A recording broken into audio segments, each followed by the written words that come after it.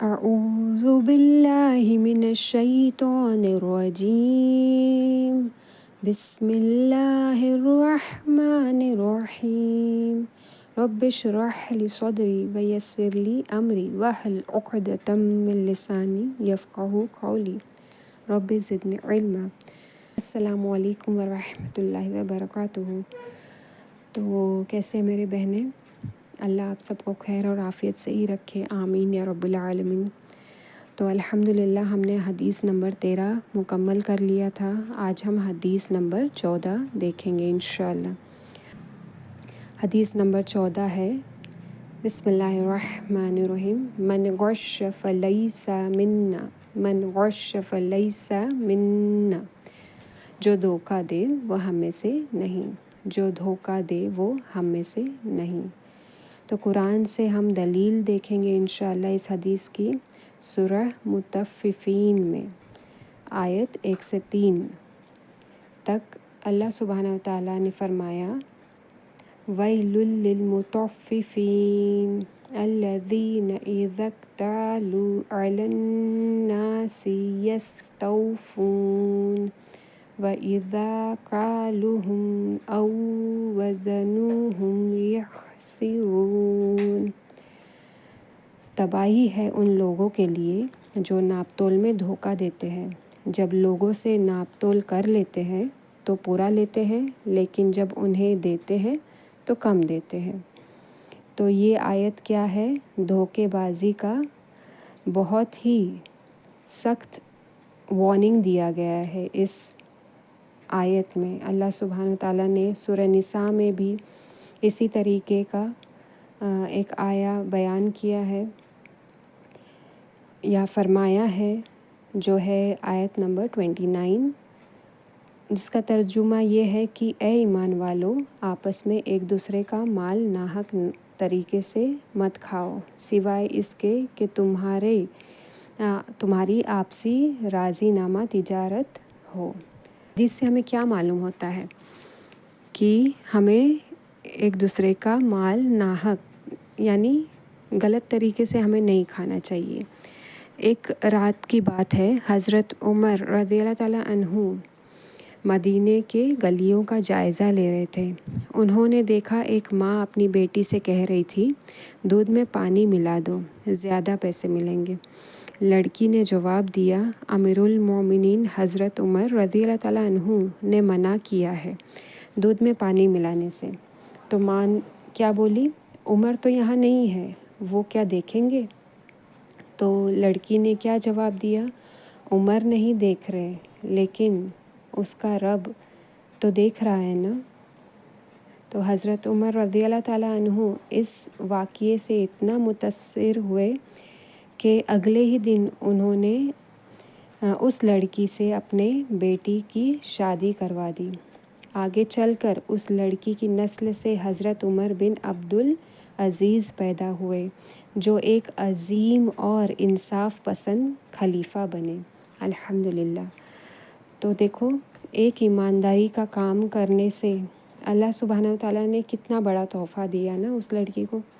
تو اس حدیث میں رسول اللہ صلی اللہ علیہ وسلم نے صاف فرمایا کہ جو انسان لوگوں کے ساتھ دھوکہ فریبی یا چال کپٹ کرے، وہ نبی صلی اللہ علیہ وسلم کی امت کے اصل رویے پر نہیں ہے. استغفر اللہ.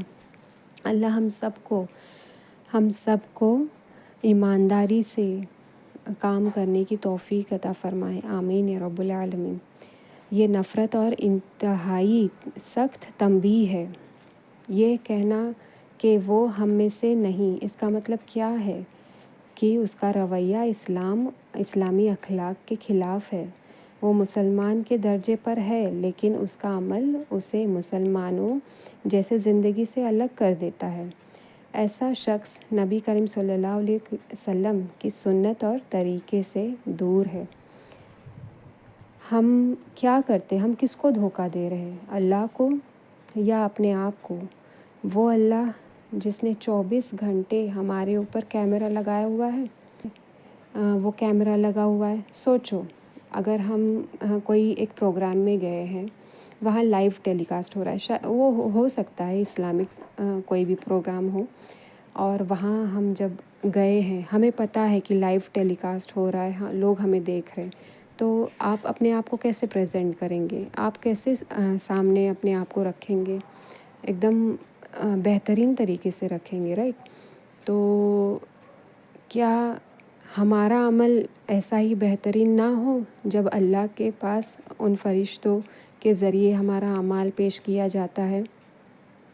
سوچنے والی بات ہے نا، کہ جب فرشتے ہمارا اعمال لے کر اللہ کے پاس جاتے ہیں اور پیش کرتے ہیں، تو کتنی خوبصورت اور کتنے بہترین طریقے سے ہمارا عمل اللہ کے سامنے جانا چاہیے. جس نبی کی سنت پر چل کر دنیا اور آخرت دونوں کی کامیابی ہے، تو ایسا نبی ہمیں کہہ رہا ہے کہ جو دھوکہ دیتا ہے وہ ہم میں سے نہیں.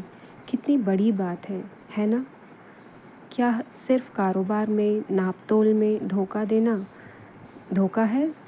نہیں، بلکہ ہمیں اپنے بچوں کی زندگی پر غور کرنا چاہیے، اپنی پوری زندگی پر غور کرنا چاہیے کہ ہم کن کن چیزوں میں ایمانداری برتتے ہیں. جھوٹ بولنا بھی دھوکہ ہے، یہ ہم سب جانتے ہیں.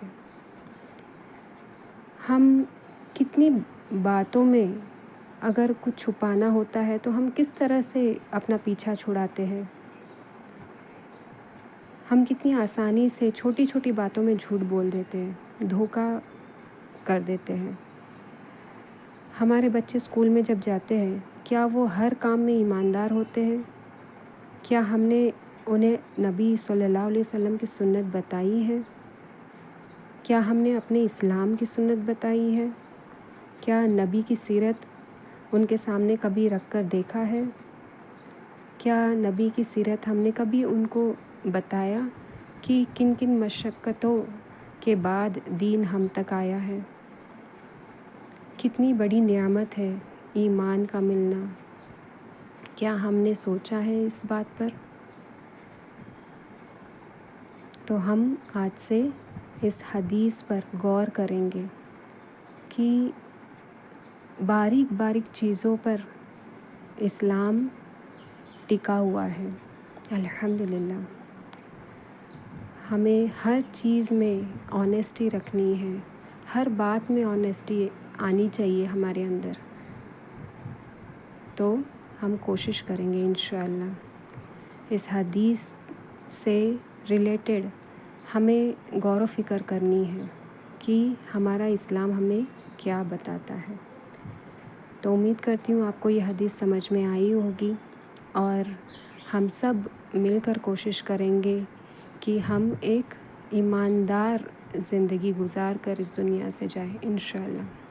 السلام علیکم ورحمۃ اللہ وبرکاتہ.